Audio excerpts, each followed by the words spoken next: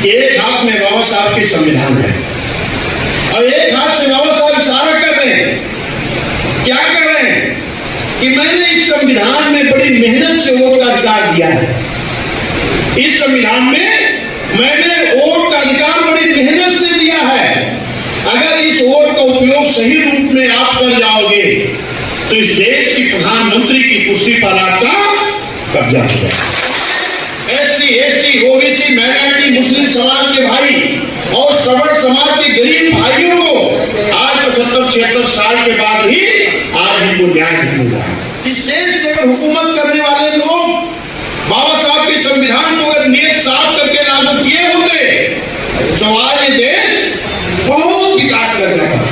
हमारे जोन के इंचार्ज मिलेंगे, विधानसभा अध्यक्ष या प्रभारी तो हर मीटिंग में खाली है तो चले जाएं, बाकी जो जोन के लोग हैं वो बूथ पर जाएं और उनसे निवेदन करें कि ये 6 पदाधिकारी अपने बूथ से इस मीटिंग में 10 लोगों को लेके आएंगे। और 10 लोगों को किनको लाएंगे? 10 बिरादरी को लेकर के आएंगे। किसी गांव में अगर 10 बिरादरी है तो 10 ले आए, अगर 5 बिरादरी उस गांव में है तो हर बिरादरी के 2-2 लोगों को ले आए। समझ रहे हैं ना? ये हमारे 6 लोग एक प्लान करें कि बहुत दूर नहीं जाना है, सेक्टर के अंदर में ही जो बड़ी पोलिंग हो उसी गांव में मीटिंग रखो, गांव के अंदर में। और हर बूथ से अगर 6 पदाधिकारी हमारे हुए और अगर 10-10 आदमी ले आए तो कितने आदमी आ गए? 60। और 10 बूथ है तो 10-6-60, 600 लोग हो गए। अगर 600 की आप प्लानिंग करोगे तो 500 लोग कम से कम आ ही जाएंगे, नहीं आ जाएंगे। इस तरह तैयारी करो, दूर नहीं जाना, एक सेक्टर में। और तब वहां पर कैडर करो, जो मैंने बताया, जो भी बताने जा रहा हूं। कैडर कौन करेगा? विधानसभा का अध्यक्ष करेगा। कैडर कौन करेगा? जो 2 विधानसभा के प्रभारी लगे हैं, वो सीनियर लोग विधानसभा प्रभारी हैं। हमें उससे संकोच नहीं करना चाहिए, हमारा पद छोटा हो गया। हमें काम करने को अगर छोटा मिल जाए तो बेहतर करके दिखा दें। तो वो कैडर कौन लेगा? विधानसभा अध्यक्ष। कैडर कौन लेगा? विधानसभा प्रभारी। और अगर पहुंच गए तो जो आपके जिला प्रभारी होंगे, कितने लोग हैं जी? 4 लोग हैं और विधानसभाएं 6 हैं। तो किसी के पास 2 विधानसभा होगी, किसी के पास 1 होगी। तो ये जो जिला प्रभारी है ये भी दे दी जाएंगे, जहां ये पहुंच जाएंगे ये भी कैडर देंगे। और जो हम लोग हैं, हम लोग भी माननीय डॉक्टर अम्बेडकर साहब या रावत जी, हम खुद आ सकते हैं किसी न किसी सेक्टर में तो हम कैडर देंगे। और अगर हमारे कैडर देने वाले विधानसभा अध्यक्ष हो गए, 2 प्रभारी हो गए, जिला प्रभारी पहुंच गया, तो वही ने इसके लिए 9-10 बिंदु दिया है। इन 9-10 बिंदु पर तो कोई आदमी एक बिंदु को पकड़ के समझा दे पूरी तरह, दूसरा बिंदु पकड़ के समझा दे कि इस पे काम करना है।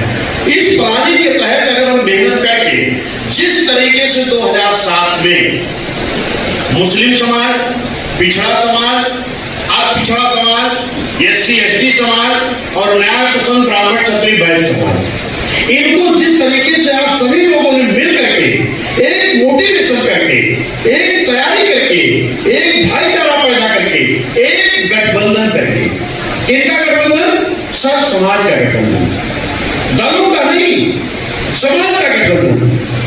आप हिलासों मत इससे। जब आप अपने साथ में समाज के साथ गठबंधन कर करके एक मुश्त होकर के सभी जिम्मेदार लोग काम करना शुरू किए थे तो आपने सरकार बनाई, कोई नई बात नहीं होगा।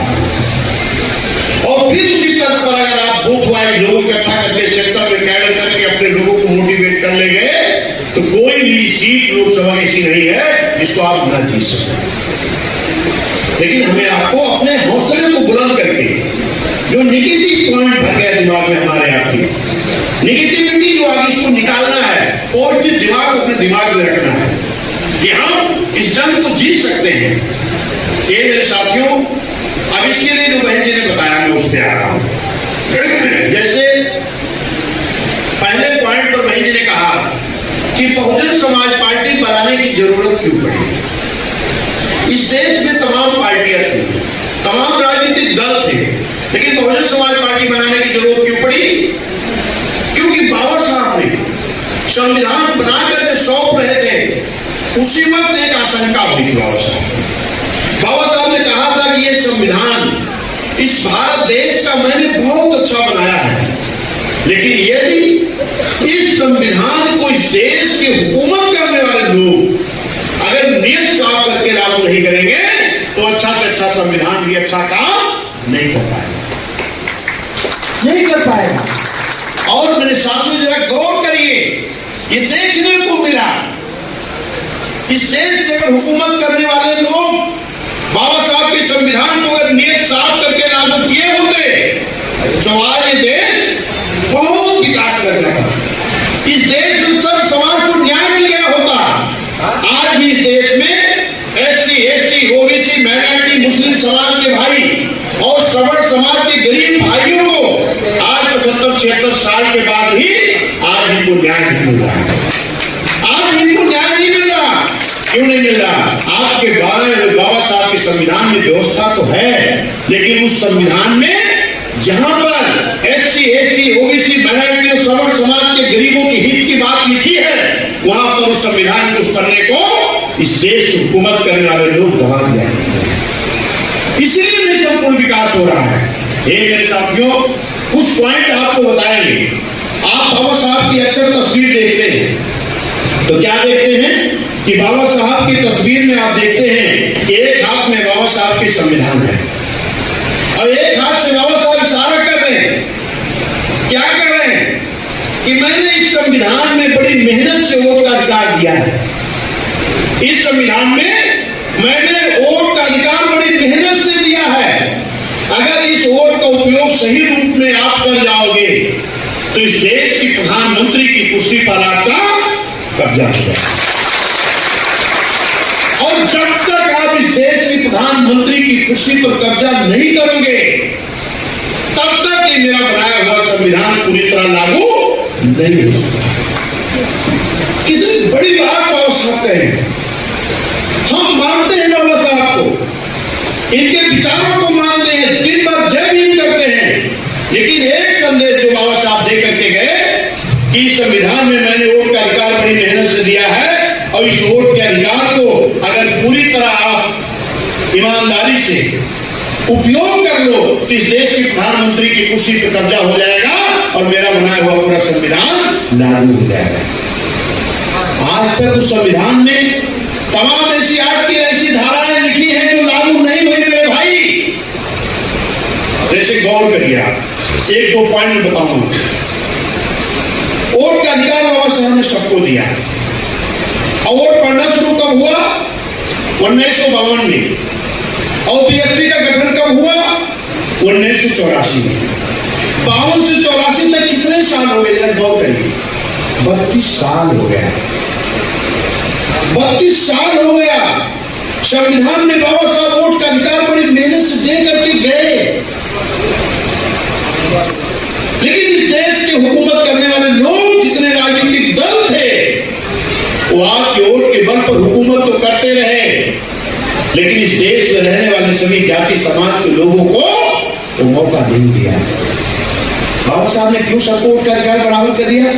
क्यों इनकी लड़ाई लड़े कि ताकि हर जाति धर्म समाज के लोग मेरे इस दिए हुए वोट के अधिकार के बल पर चुनाव लड़ने का मौका पाएंगे और चुनाव लड़ करके विधानसभा लोकसभा जाएंगे और तब जाकर के वहां पर हर समाज के लोग अपनी समाज की बात को उठाने का काम करेंगे। लेकिन हुआ क्या?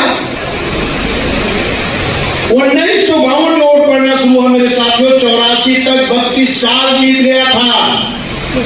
कोई भी मौर्य का बेटा, पाल का बेटा, प्रजापति का बेटा, नाई का बेटा, बढ़ई का बेटा, लोहार का बेटा, कुम्हार का बेटा, राजभर का बेटा, चौहान का बेटा, प्रजापति का बेटा चुनाव नहीं लड़ने को पाया। चुनाव लड़ने को नहीं पाया, वोट देता था। और अगर कभी वोट की बात आती थी तो क्या कहता था? अरे बाबू हमें वोटे थोड़े का मतलब कोई भी कोई हमें कहानी तीर छोड़ हो गई ना रानी, लेकिन ये कहानी हो गई पुरानी। आज की कहानी नहीं है। आज अगर हमें वोट का अधिकार बाबा साहब ने दिया है तो आज हम भी राजा बनना चाहते हैं, हम भी इस देश की हुकूमत करना चाहते हैं, लेकिन बेईमान दल के लोगों ने सब समाज के लोगों को मौका नहीं दिया। ये मौका कब मिला आपको? 84 में जब बाबा मानव साहब ने बाबा साहब के विचारों से प्रेरित होकर के उस संविधान को लागू कराने के लिए मानव साहब ने देखा, मान्य बहन ने देखा कि बाबा साहब सही कह के गए थे कि मेरा बनाया हुआ संविधान अगर इस देश की हुकूमत करने वाले लोग सही रूप में लागू नहीं करेंगे तो इस देश में SC, ST, OBC, माइनॉरिटी और गरीब श्रमण लोग को न्याय नहीं मिल सकता। ये सच्चाई है। तब मानव साहब ने, मान्य बहन जी ने बहुजन समाज पार्टी बनाई और ये नारा दिया कि जिसकी जितनी संख्या भारी उसकी उतनी हिस्सेदारी।